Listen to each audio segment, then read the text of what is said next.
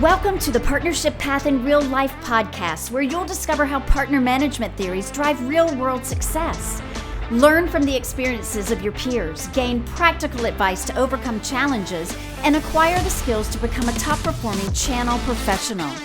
Join our community by subscribing now and elevate your partner management career. Well, hello, everybody, and welcome to another episode of the Partnership Path in Real Life. Michael, I'm super excited to have you on the show today. You and I have been talking about this podcast for a very long time. And so I'm thrilled to have you on. But before we get going, let me let you introduce yourself to our listening audience. Tell us a little bit about who you are, what you do, and how long you've been working with partners. Sure. Thanks, John. And yeah, I really appreciate the opportunity to do this with you. We've been talking about it, and I'm psyched that the day is here. So just a little bit about me. 25-ish years in the partner world, all of that around the Microsoft ecosystem, either on the inside of Microsoft, in partnering, or on the outside, as I am today, as an alliance lead back into Microsoft. Nice. All right. Yeah. 25 years, man. That's a lot of good experience. I like that. It adds up. Yeah, and thankfully. Eventually. Neither one of us are old enough to actually have 25 years of experience, but hey, whatever. All right. So listen, we wanted to have you on to talk about the episode that Tony and I just recorded. I know you listened to it. We talked about this managing internal stakeholders idea. And so let me just open it up. You listened to the episode. Tell me, what resonated for you? What'd you think? How do you respond to that episode? There were so many points in there that you guys made that I would call out.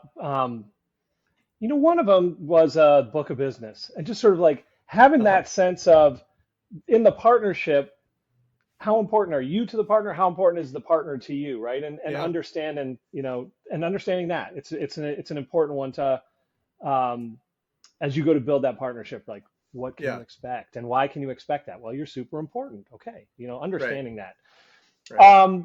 Putting yourself in the shoes of whomever it is from an internal stakeholder perspective, like your CEO, your CRO, the partners, the folks over in the partner side.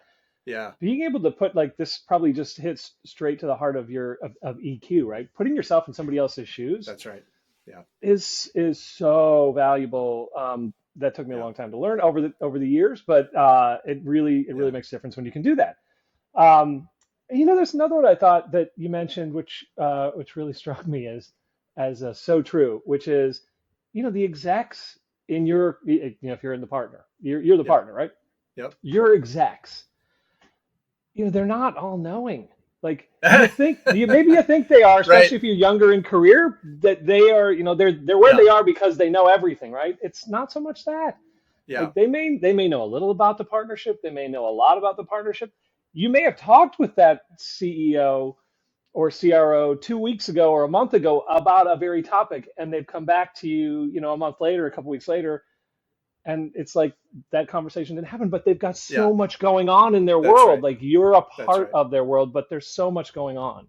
Yeah. And just because they're execs doesn't make them, impervious or, infallible. Like, there's that, I think, also speaks to the EQ bit, right? Which is, for sure, as you're thinking about your internal stakeholders, external as well, like, there's a lot of people bits to this, right? There's just a lot of people bits to this. Yeah, man, I love that point, Michael. Just the, as a business owner myself, right? I don't know that I really ever appreciated the executives that I worked for, how many different things that they were dealing with at the same time until I was in that role, right? Yeah. I mean, I have people on my own organization where I'm, sometimes I'm like, hey, I know we talked about this, but I don't remember where we landed on it because it wasn't that important to me at that time. Right. And so, that appreciation of, hey, I need to remember this person has a lot going on, and I've got to kind of try and meet them where they're at and remind them of maybe something that happened in the past. That's really critical. It is. Yeah. And you as the partner person, those execs, they appreciate it when you can sort of meet them where they are. Yeah. And in that way, you're not forcing them to remember everything. Like, they're counting on you to do all that, to remember all that, and then touch points with them, just like bring them back up to speed. So yeah, there was a lot I thought in that session that you guys did, which I got 4 other things I wrote down, but I won't go into them all. No, keep going. That's fine. Whatever.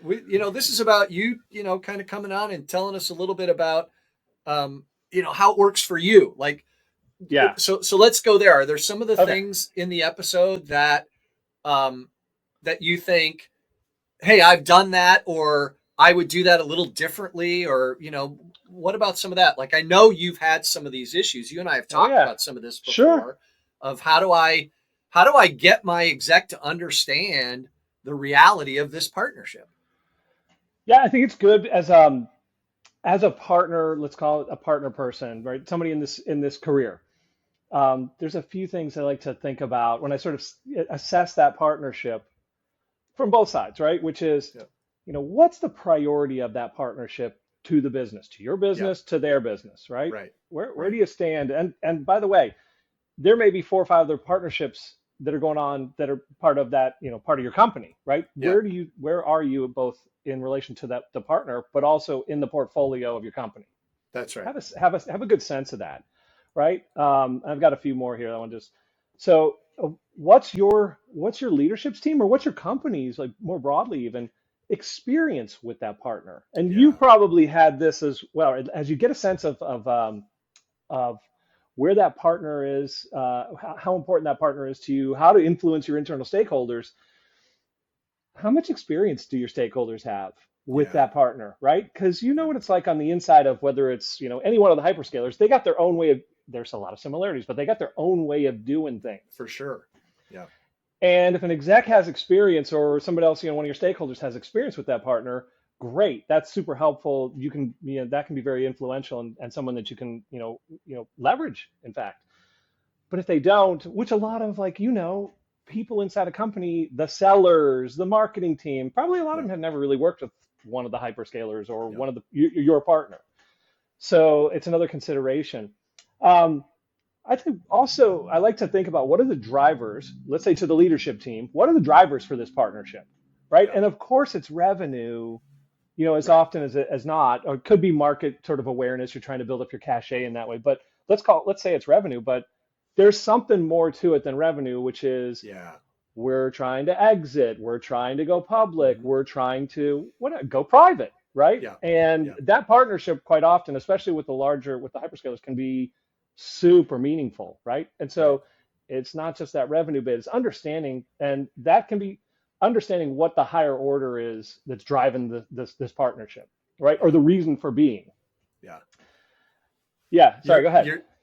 You're keying in on why sometimes these tactical conversations that we have with executives can feel so emotional. Yes. Right? Because they haven't necessarily shared with you what their real agenda is, because it's not even appropriate for them to share it with you. But man, you sometimes as the alliance guy or whatever, you walk away from one of those conversations being like, man, that was brutal. Like my own exec was really upset about the fact that we couldn't get whatever. Right. Because we don't know the big picture. We don't know what that's really a part of for those execs. Yeah, for sure. That could have been something as current as they had a board meeting the day before, right? Yeah. And the board's got the pressure on, not about the partnership, but about the business and that's right, where they want to take that. So yeah, I think that's another one. Alignment with the partner. Like, do you feel like you guys are on the same page, right? Yep. And there's a whole probably episodes you could do on how to achieve that. But let's just say it's as simple as, are we aligned on that metric, that revenue metric, that whatever metric? Yeah. Do you have that as you're assessing this? And then I also think leadership, the leadership EQ can be a big one as well. Like, what kind of leaders do you have? What kind of personality is that leadership team? Is it aggressive? Is it, growth mindset? Is it whatever? And understanding that when you're trying to influence and, stakeholders internally and externally.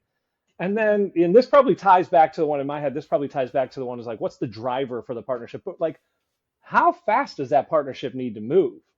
Yeah. Right. Like, how fast does it need to deliver results from, maybe it's a new partnership, right? A lot of the ones I've been involved with have tended to be more new, and they've got, an 18-month runway to really produce, because that 18 months is when here's why had this partnership to begin with, to get acquired, to do whatever. Yeah. So there's a lot, I think, that in my mind sort of adds up to know what you need to know to be able to effectively influence your leaders, effectively influence the folks, that maybe you work with more on a day-to-day, the sellers, the sales managers, whatever. I tend to try and, I guess, as I've gone sort of further in career, those things start to raise up to the top. Yeah, it's about rolling up your sleeves and doing good work every day, like being the machine that really drives and delivers. But there's also this, it's people. It's a people business. It's always a relationship business. And there's these factors that you just don't know. And there's factors that you try and be alert to, try to pick up signals. Right. And they'll serve you really well in influencing folks internally and at the partner. What's your advice, Michael, to a younger in career channel person, alliance manager, partner development manager, whatever the title? What's your advice to them in terms of asking those questions, right? Because on the surface, you want to say, hey, just ask your exec, hey, why does this matter so much? Help me understand the emotion behind that, or whatever. What's your advice to somebody who's maybe a little younger in career as to how okay is it to ask those questions? Would you encourage them to do that or not? It's a tough one. I think that goes I'd love to say yes, I'd encourage them to do that. But part of the answer has got to be well, what's the leadership EQ? You have a sense of the personality of your company, right? And your leadership. Yeah. But I would say that these questions are all pretty fair game to ask. If not your manager or, one of the leaders, especially on these bigger partnerships, these things can be super meaningful. So pick in your moment, be it super, brief, sort of punchy about your question or your ask. But I think it's fair I think these are fair questions to ask folks, hey, why are we what's the main driver here? And some of these things should become very obvious, it's revenue. But we need this for an exit. You're going to have to intuit that. That isn't necessarily something that's going to be spoken. Yeah. Yeah. I mean, obviously, I don't think they can necessarily, they're not going to be able to tell you that detail, but they might be able to say, hey, look, there's a bigger picture here, right? This partnership is super important that we achieve a particular revenue level in a certain amount of time to help us achieve our longer term strategic goals, right? They could say, they could be a little bit more generic, but I would agree with you. I think I would lean towards ask the question. Yeah. But to your point, pay attention to the EQ and then make sure you're asking it with a lack of emotion on your own side, right? Because if you go in with that question of, you kind of hurt my feelings. Why is that so? Right? It's all about checking yourself at the door and coming in for a business conversation with that exec to say, hey, I want to make sure that I'm moving my partnership in the right direction for the company. So help me understand what's behind this, right? I think that's a fair question to ask, but you probably got to practice asking it. It's probably the thing that took me the longest to learn, and maybe I've finally learned it right here towards, as I'm 25 years in. But the professionalism that you bring and the lack of emotion and I mean that not in I'm just a robot, but in knowing yourself, right? And knowing maybe your first instinct is to react, right? Yeah. And to not do that. And I know this becomes very let's meditate on this, but that it's not a bad idea. Knowing yourself and checking your emotion and being super professional, that goes a really long way with execs, regardless. For sure in this situation, in this kind of question. Yeah. But as much as we like to think that they're not paying attention, the execs they're paying attention. They will notice the emotional response. For sure. Versus the controlled response, if you will, for lack of a better word. And it's probably been one of the I'm more of a doer and a person that sort of is ready to go. Yeah. And it's hard it's taken a long time for me to get to that place where I can check the emotion and come in with a sort of pro mindset. Yeah. And part of that's also just a patience thing. Like as a channel person, the execs will say the same thing ultimately about any partnership. Like it always takes longer than you think it's going to take. Yeah. And it does, yeah. right? Like we want it to go as fast as possible, but it always takes longer. And so there's a patience element in there even as you just go to ask that kind of question. Yeah. And it's maybe there's a lot of psychology in this, but for sure, ton of psychology. I mean, look, this is a theme throughout everything that we do around partnerships. With ultimately, it's a sales job, and this idea of managing internal stakeholders is about selling your internal stakeholders on a particular idea, concept, action. Right? It's always a sales job. And as soon as you forget that, that's when you start making mistakes. That's when you start, it's all psychology for sure. Yeah. Yeah. The sales part of it is super fun too, because as you start to influence people, as the business and the partnership starts to have some success, you can do that even more. People start to understand like, oh, okay, I get it even more. So it's like, I know how to interact with that partner's salespeople now. Yeah. And I understand that it's knocking down their quota when we do this together because it's knocking down mine. And as you start to get those champs internally, it becomes a lot easier to influence internally, including the execs, right? They'll start to say, yeah, I get it now. Like we're, for sure. As obvious as knocking down their quota is to why the partnership's successful. Yeah. Seeing it. And that's that's part of that is the sales process. And part of that is selling internally. Is super fun to see. For sure. And be part of. That's right. That's right. Look, Michael, we try and keep these episodes nice and short so people can, listen to them on their commute or while they're walking or whatever. So we're at time, but I want to give you one last chance. I know you said you had a bunch of stuff written down. So take a quick look at your notes. Is there any last thing that you want to kind of throw out there as advice to somebody on, hey, and don't forget about this or whatever? Any last words of wisdom you would give to someone who doesn't have 25 years of experience?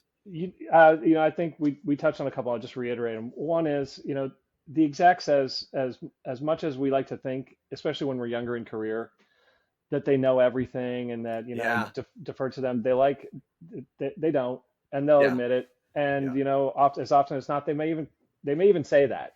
Yeah. Yeah. And expect you to come to them with things that they don't know and to challenge them, right? Respectfully. Right. And that leads to the second point, which I would emphasize, which is always come pro, always come professional, always check your emotion. So easy to say.